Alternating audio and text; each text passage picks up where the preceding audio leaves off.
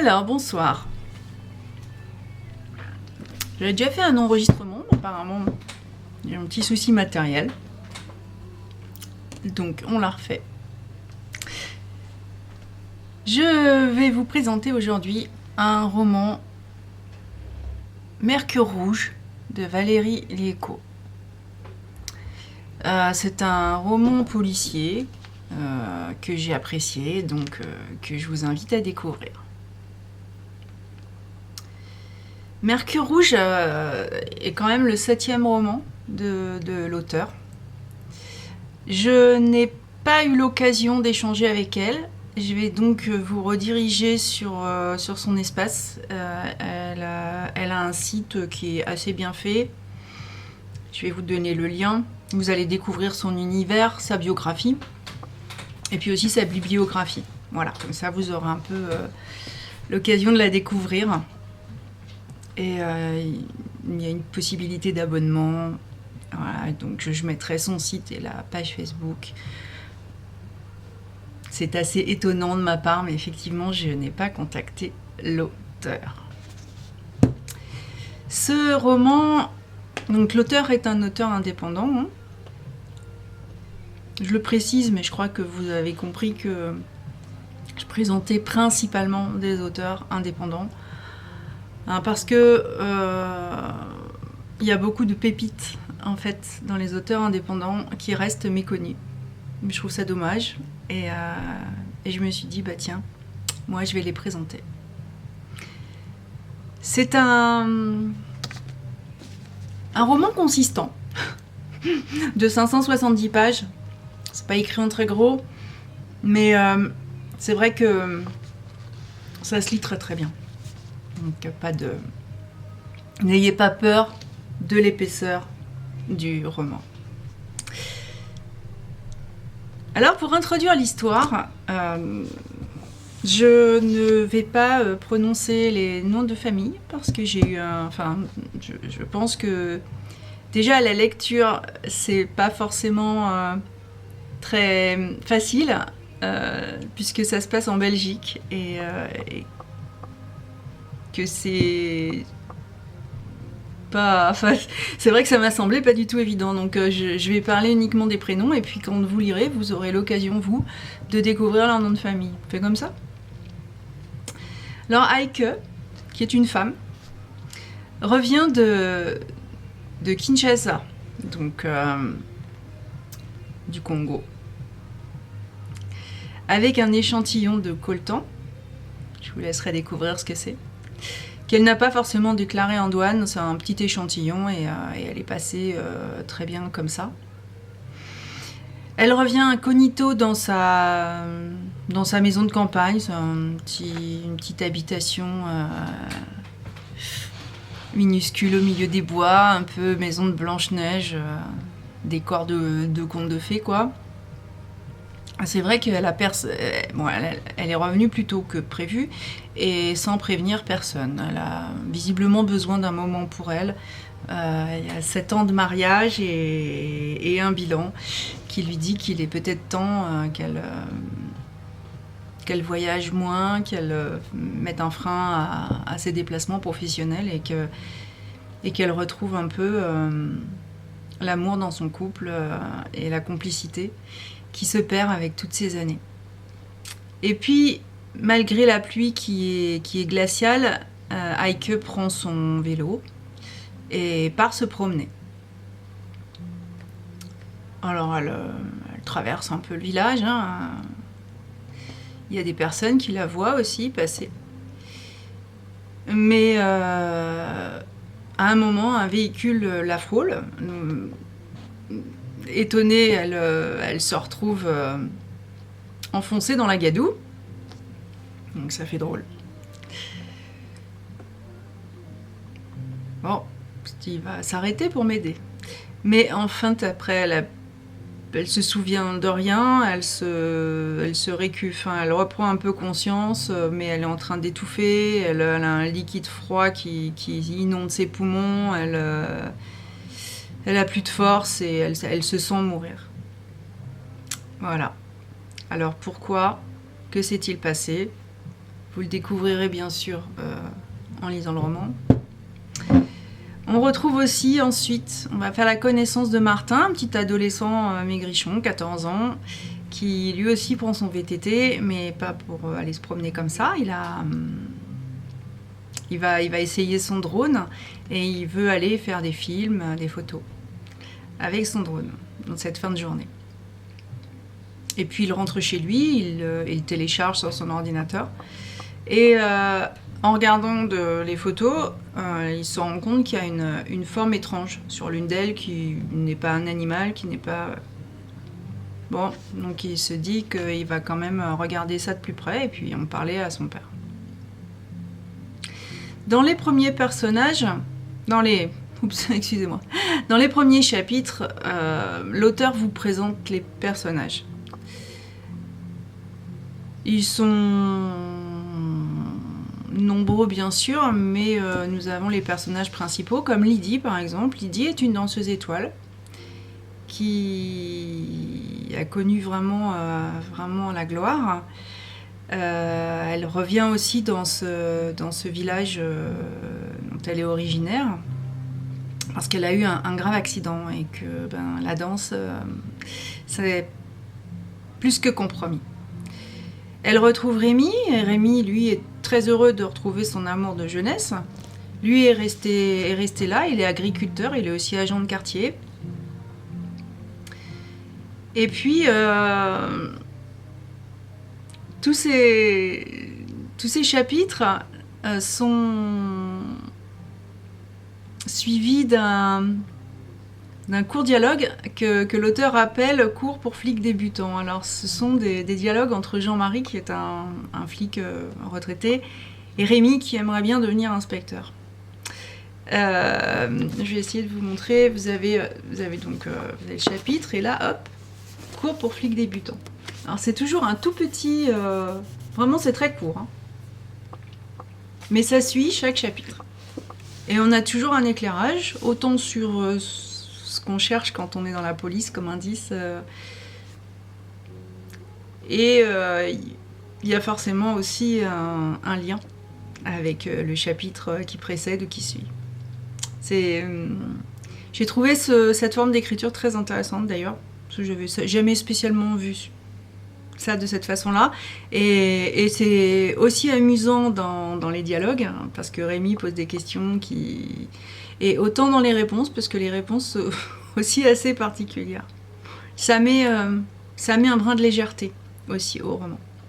Parce que l'ambiance générale, elle est humide et brumeuse. Hein.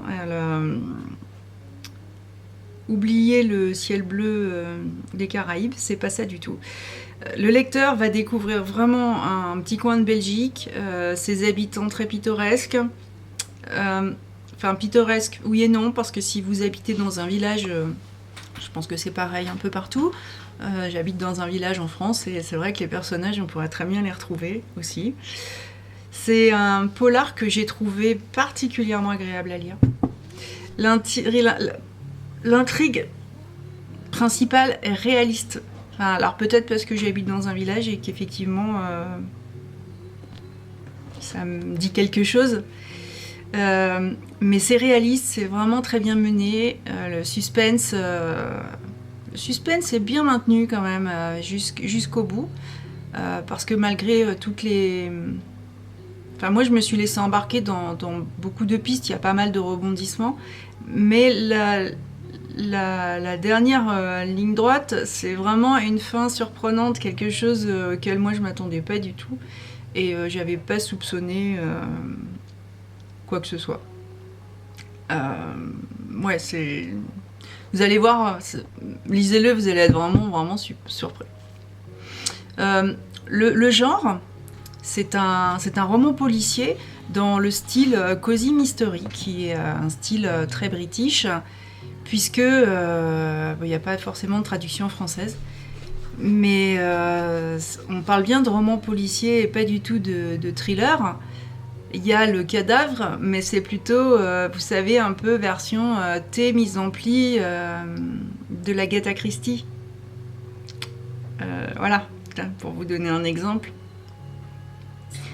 Dans les intrigues, dans l'intrigue, on retrouve les points communs. Donc, c'est une enquête qui se déroule à la campagne avec des amateurs, puisqu'il y a une danseuse, un agriculteur, voilà, avec des caractères qui sont quand même assez assez en couleur. Hein. On s'en souvient de ces personnages. Et puis ce sont des personnages qui se retrouvent un peu mêlés à ce crime suite à un concours de circonstances. C'est vrai que Lydie rentre là, bon. Elle arrive, ça fait des années qu'elle n'a pas mis les pieds, ben voilà, il y a eu un cadavre. C'est vraiment... ouais, c'est vraiment le village... que tout le monde connaît, plus ou moins. C'est intéressant comme style littéraire. Bon, il y en avait plus trop, ou alors je connais pas. C'est vrai que je suis restée sur Agatha Christie dans ce style-là. Bon, Mercure Rouge se déroule dans cette fameuse ambiance. Enfin, les mises en pli, pas trop, quand même. Mais c'est vrai que c'est la version village, on va boire un café, une ambiance... Et du coup, ça en fait un roman pour tout le monde, hein, avec une belle écriture fluide et dans l'ambiance, dans le vécu. Enfin, vous allez voir, ça va forcément vous rappeler quelque chose, vous dire quelque chose, vous allez sentir... Voilà, il y a quelque chose qui est forcément proche de chaque lecteur. Alors, moi j'ai particulièrement aimé ce roman. Les personnages de l'enquête. Oui, j'évite de trop parler de l'histoire, mais ça, je pense que vous commencez à en avoir l'habitude, parce que c'est en donnant un petit indice, en fait, on dévoile très vite quelque chose, et après, à la lecture, vous allez vous souvenir de ce que j'ai dit. Puis mon but, c'est pas de la gâcher, cette lecture, c'est de vous inviter à la découvrir. Voilà, donc je vais plutôt vous donner des petits trucs qui n'ont rien à voir, pour lesquels j'ai aussi aimé ce roman, en dehors de l'intrigue et en dehors du style. Les personnages suivent l'enquête. Alors, bien sûr, il y a les dialogues, il y a l'enquête, mais ils discutent... de sujets d'actualité. Alors, j'ai relevé deux extraits, parce que bon, ils me touchent et que c'est des sujets de réflexion. Rémi, comme je l'ai dit, est un petit agriculteur. Moi, j'en ai des comme ça dans mon village, et il a une réflexion qui est assez intéressante, parce qu'il parle des fermes-usines qui existent en Hollande et en Allemagne. Ces fermes qui sont robotisées à l'extrême, avec des fermes à 1000 vaches, quoi, où elle ne voit jamais la lumière du jour. Et puis il regarde son chien, et puis comme les vaches ne sortent pas dans ces gros... C'est une usine, hein, les vaches, elles vont pas au pré, et lui regarde son chien, il dit c'est sûr qu'ils n'ont pas besoin d'un chien pour emmener les vaches au pré. Hein. Mais voilà, il se fait la réflexion. C'est pas un sujet qui va faire débat dans le livre, parce que ce n'est pas l'objet et c'est pas le sujet du livre. Mais des petites choses comme ça, il y en a qui sont semées un peu partout, et je trouve que c'est pas mal parce que ça provoque la réflexion, pas forcément dans le livre, mais du lecteur qui peut se dire ah oui, tiens, ah bon. Et puis j'ai choisi aussi un autre extrait qui m'a rappelé quelque chose que Coluche avait dit en parlant des élections, que si voter pouvait changer les choses, ça ferait belle lurette que ce serait interdit. C'est un sujet qui est d'actualité en France, puisqu'il y a les présidentielles 2022. Et là, c'est toujours Rémi. Alors j'aime bien aussi, parce que Rémi est un agriculteur, et il n'est pas présenté comme un agriculteur stupide et idiot. Donc je remercie aussi l'auteur de montrer que dans les campagnes, on peut avoir de la suite dans les idées. Lui, dans une discussion, dit clairement que c'est une illusion de voter, que lui il y va parce que c'est obligatoire, mais qui met un bulletin blanc dans l'urne, et voilà.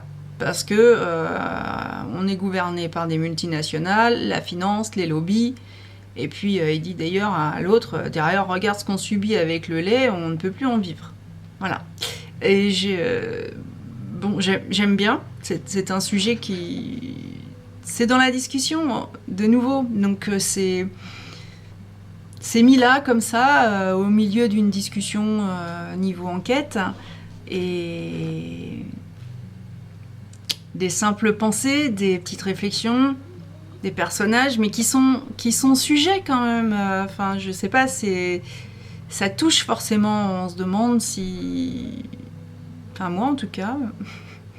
Et j'espère que finalement un roman policier peut être aussi une base de réflexion sur d'autres sujets plus écologiques, plus économiques, plus politiques, plus tout ce qu'on veut.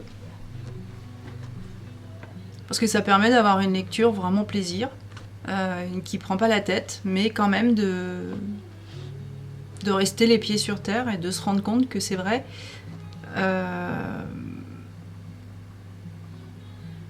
C'est vrai qu'on est gouverné par des multinationales et qu'à un moment ou à un autre, on se demande où on va. Voilà. Alors peut-être que des lecteurs vont s'y arrêter, peut-être que d'autres non, hein, parce que c'est vraiment quelque chose qui est discret, qui est glissé comme ça, de façon vraiment très, très subtile dans l'histoire. Et dans l'intrigue, et dans les conversations des personnages quand ils vont se retrouver le soir ou à d'autres moments. Voilà. Donc moi, c'est vrai que c'est quelque chose que j'ai particulièrement relevé et vraiment apprécié. La lecture, en plus, elle est simple, les chapitres sont courts, le vocabulaire est tout à fait accessible, la plume, elle est fluide. C'est un polar qui est simple. Donc le cozy mystery, c'est quelque chose aussi de reposant finalement, mais avec un dénouement vraiment stupéfiant. Voilà. Dont je ne peux pas vraiment parler. Je remercie l'auteur pour sa confiance, vraiment, et j'espère que Rémi, Lydie et Jean-Marie vont trouver leurs fans et qu'ils vont vous séduire, parce qu'en fait, s'ils ont du succès, ils risquent d'avoir de prochaines aventures grâce à la plume de l'auteur. Et moi, j'ai très envie de lire la suite, enfin une suite, voilà, de les retrouver dans d'autres aventures. Moi, j'aime bien, c'est toujours très très sympa. Surtout dans ce genre de polar. Voilà. Et j'espère que vous aussi, vous aurez envie de les retrouver.